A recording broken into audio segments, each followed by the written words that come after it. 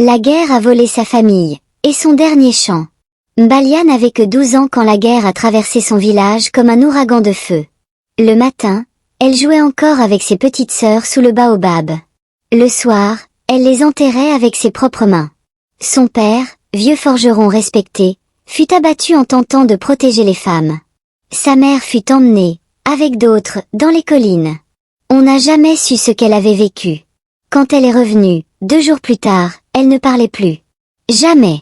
Mbalia devint l'adulte du foyer. À 12 ans.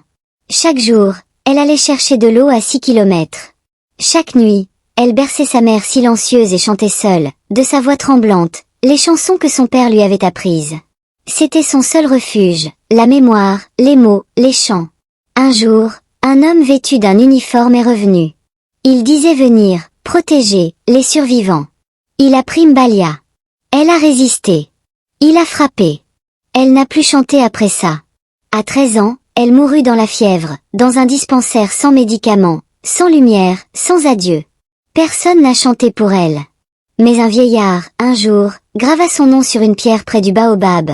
Mbalia, petite flamme d'Afrique. Elle a vécu. Elle a chanté. Souviens-toi.